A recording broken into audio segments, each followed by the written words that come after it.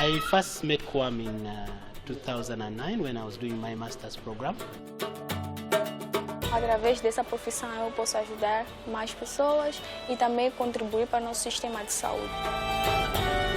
Avec l'apport de Kwame, on a commencé à faire des recherches. Avec nos collègues de Kwame, c'est une occasion pour nous de bénéficier aussi de ces connaissances. We need skilled people whom we can send out. You cannot wait for a future. You should have to create your own future by suffering. Competence is really in our hands.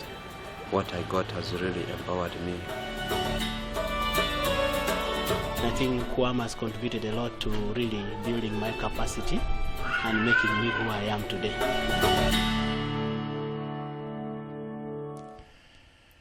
Allora, rieccoci, abbiamo visto questo filmato che praticamente fanno vedere le persone, le competenze delle persone, ovviamente con i sottotitoli perché ovviamente era in lingua estera.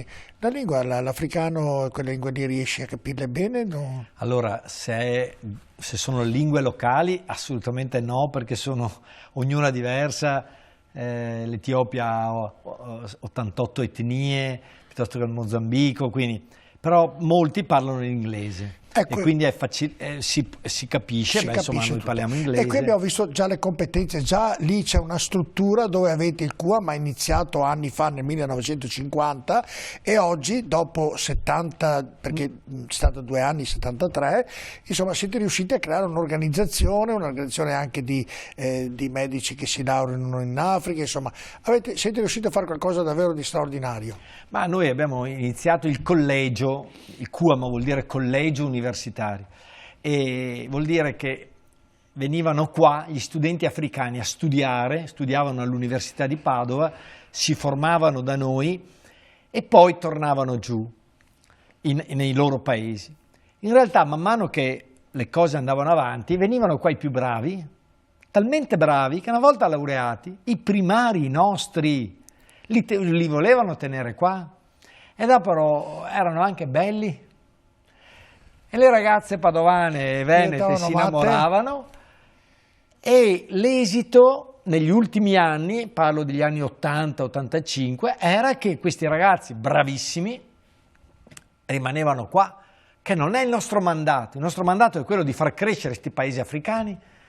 E allora abbiamo deciso che la formazione del personale locale, gradualmente abbiamo iniziato a farla, fin dall'inizio, ma via via sempre di più, in Africa. Ecco allora i filmati, le persone che abbiamo visto nel filmato che dicevano che il QAM mi ha aiutata, tutta gente formata sul posto, scuole. E oggi quante ne formate ad oggi? Ne formiamo tante, insomma, come dire, basti pensare che noi l'anno scorso abbiamo avuto 4.500 persone che hanno lavorato con noi. Di queste 4.500 il 10% erano italiani, bianchi, ma il 90% tutto personale africano che abbiamo formato, che abbiamo mi fai venire in mente, fatto leggevo, non so se ancora oggi è così, che perlomeno tempo addiritro, ma molto probabilmente anche oggi, le ambulanze durano 6 alla settimana, 6 al mese, non mi ricordo bene questo passaggio. No, lì adesso, anche lì dove avevamo messo in piedi questo sistema di ambulanze, parlo in particolare della Sierra Leone, che è un paese relativamente piccolo, grande come la Lombardia, il Piemonte, quindi non un paese grande, ma ha 7 milioni di abitanti, abbiamo messo in piedi questo sistema di ambulanze a livello di tutto il paese, quindi anche le zone rurali, periferiche, quelle più povere, digitavano 118, rispondeva un numero e partiva un'ambulanza, andare a prendere quella mamma, quel bambino che aveva urgenza di essere portato in ospedale e arrivava. Con la crisi che c'è stata legata all'Ucraina, legata alla crisi energetica, legata alla crisi un po' del mondo, le risorse stanno calando drasticamente, il prezzo sta aumentando, il gasolio è cresciuto tantissimo anche in questi paesi e non c'è più gasolio per le ambulanze e funzionano adesso in Sierra Leone 5-6 giorni al mese. Quindi se io ho una mamma che ha bisogno e chiama il 118 e dice l'operatore sanitario che è là con lei dice abbiamo urgenza di trasferire in ospedale, se nei 5-6 giorni di inizio mese l'ambulanza parte, se no l'ambulanza non parte, il dramma è questo qua. E quindi muore la persona. E quindi la mamma partorisce a casa, se gli va bene. No, partorisce, ma se invece la malattia è più grave che è un'urgenza. No, ma partorisce, ma anche nel parto se si complica muore, perché certo, una donna ha bisogno di partorire in posto sicuro, perché il bambino che esce, ma la mamma ha un'emorragia grave, perdi la mamma se non fai immediatamente un tamponamento e una trasfusione di sangue, per dire, ma una malaria cerebrale di un bambino con la malaria cerebrale bisogna portarlo in ospedale immediatamente per fare delle cure appropriate, se non lo porti muore. Una peritonite, sappiamo tutti cos'è una peritonite, no? Si rompe la parete intestinale, tutto l'addome si riempie di sporco e c'è una peritonite, un'infiammazione del peritoneo che porta a morte. Se tu non lo porti immediatamente in ospedale lo perdi nel giro di 3 ore. E quindi il dramma di non avere un sistema di emergenza, lo dico perché è vero che noi diciamo che il nostro sistema sanitario dovrebbe migliorare, giusto, io dico va sostenuto perché abbiamo un sistema sanitario, il nostro, che va difeso e salvaguardato. Certo. Da noi, uno che digita il 118, risponde qualcuno e un'ambulanza arriva, in tanti paesi quell'ambulanza non c'è, e se c'è magari non ha il gasolio per arrivare. Quindi... Certo, torno indietro, chiedo, perché adesso è un passaggio importante Don Dante, chiedo a leggere semplicemente la cartina dell'Africa, perché Don Dante praticamente inizia con 8 paesi dell'Africa subsahariana, eccolo qui, praticamente con l'Angola, l'Etiopia, il Mozambico, la Tanzania, la Sierra Leone, il Sud Sudan, l'Uganda e la Repubblica Centroafricana, e quindi inizi dalla centro-est dell'Africa, giusto? E la prima volta che vai ovviamente a lavorare lì, ovviamente c'era una ginecologa in tutto il paese, mi risulta. Allora andiamo a vedere proprio il QAM cosa dice, prima le mamme e prima i bambini. Vediamo questo servizio e poi voglio che tu mi racconti quella storia che l'ho già sentita e che purtroppo non è sicuramente piacevole da ascoltare e che ti sei emozionato e che ti emozioni ogni volta che la racconti. Andiamo a vedere.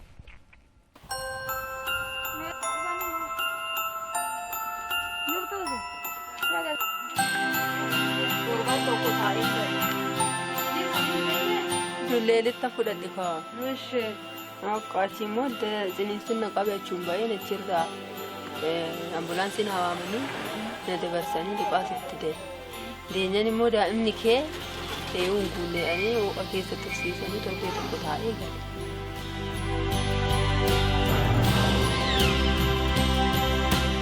Seerumaan na ilaalanii gammachumaan gale. Seerumaan na ilaalan. Giddaan ciisite. Harma keeffadhu kanaa fi keessa galfadhu kanaa isaan shaarbiidhaan hidhadhu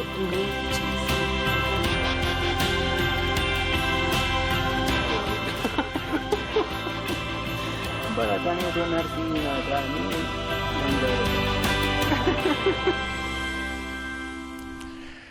Eccolo qui, quando Don Dante arriva in Africa ovviamente i medici non ce ne sono, i ginecologi tanto meno, e quindi hai visto anche morire dei bambini appena nati, insomma, quindi... Sì, insomma, è l'esperienza per un medico italiano che va in questi paesi, un'esperienza difficilmente trasmissibile, perché noi, insomma, io non avevo mai visto morire una mamma di parto, una mamma giovane, di parto. Il parto è un atto fisiologico, insomma, dove la mamma ha solo voglia che esploda la vita, di cantare la bellezza di sta creatura che nasce, e così per i bambini, insomma, nei nostri ospedali li curi, c'hai per carità una diarrea, una dissenteria, la tosse, la polmonite, però insomma li curi e in gran parte vanno a casa. Ecco, lì ospedale ero nel sud-ovest dell'Etiopia, del paese dell'Etiopia,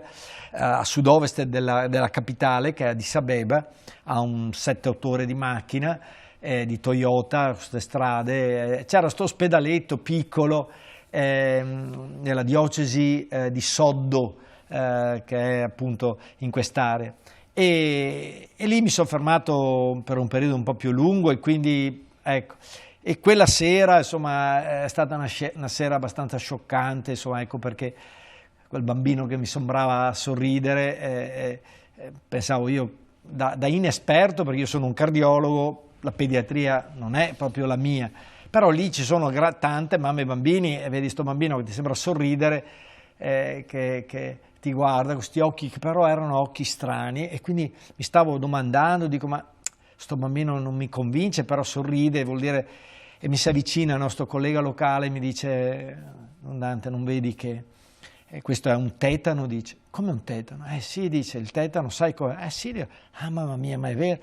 Cioè, il tetano blocca i muscoli mascellari, il bambino sembra che ti sorrida, si blocca via via i muscoli del torace e quel bambino muore asfittico, cioè soffocato, e non trova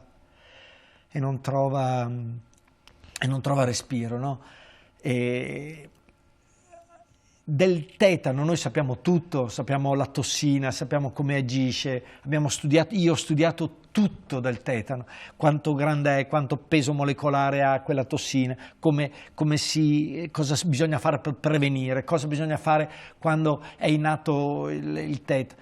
E non c'erano farmaci, allora il bambino è arrivato tardi, stava morendo e non riuscire a far nulla. Per me è stata una ferita, un colpo che... E ad oggi si riesce? E ricordo che sono uscito dall'ospedale, c'era una serata piena di stelle e ho detto al Dio in cui credo, buon Dio, visto che mi hai chiamato a fare... a darti tutto, quel tutto, ti chiedo di poterlo dare per queste creature qua. Ecco. A me mi fa emozionare, Don Dante. No, ma è così perché, guarda, sono situazioni che segnano la vita e dopo non... Io quando faccio fatica penso a queste situazioni, stufo, fatica, avanti si va, avanti, altro che fatica.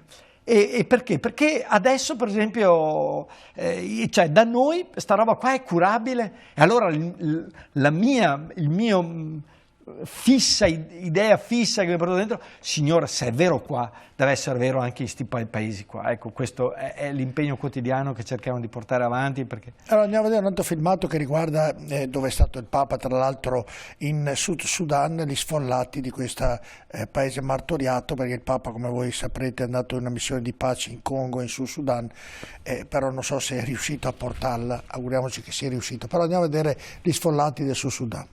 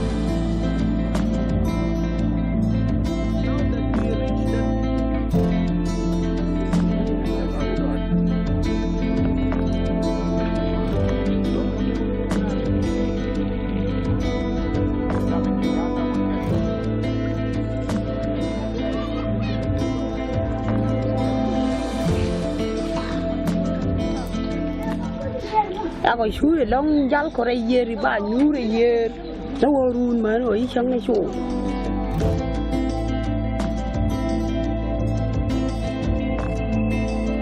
me ya dia na na tu men cho do me ya na wa ko pu di han ga da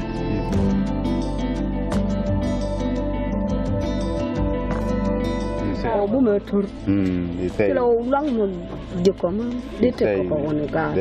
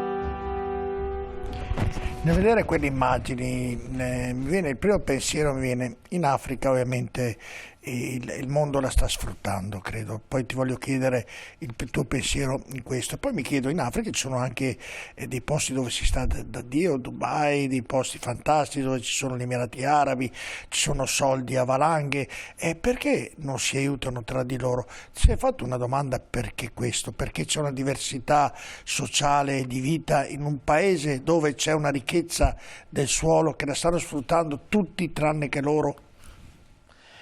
Ma il mondo è complicato e complesso, non c'è dubbio che i paesi ricchi cercano anche di aiutare un po' i paesi poveri, come questi che abbiamo visto. È vero anche che a volte, voglio dire, c'è qualcuno che chiude le finestre, le porte e dice: io mi arrangio per conto nostro, per conto mio. E quindi ci sono dei paesi che sono più generosi, altri meno, altri che stanno facendo marcia indietro. Parlo del nostro mondo. L'Inghilterra, per esempio, negli ultimi 3 anni ha deciso di chiudere moltissimi degli aiuti che dava a questi paesi qua, per esempio. E poi c'è il tema che qualcuno decide per quale motivo ha deciso di chiuderli? Beh, nel caso specifico dell'Inghilterra è perché la Brexit che ha inciso. Ha inciso terribilmente, è diventata molto più povera l'Inghilterra, adesso non ha, cioè deve tenere i soldi in casa, uno perché contemporaneamente è scoppiata l'Ucraina e quindi danno soldi all'Ucraina e se dai soldi di là non hai soldi per aiutare il mondo, per esempio africano, ma il Sud Sudan per esempio era uno dei paesi aiutato dalla Gran Bretagna, all'Inghilterra.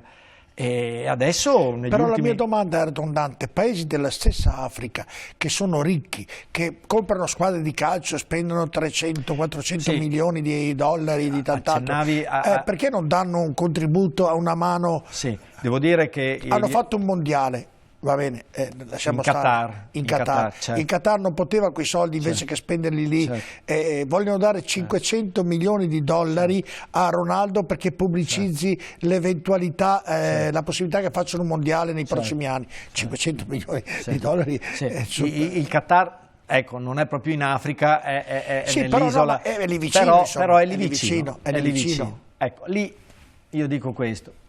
Noi, per esempio, quando io dico che noi dobbiamo difendere anche quello che siamo, come nostra identità, come nostro patrimonio che abbiamo, quando noi pensiamo alla generosità,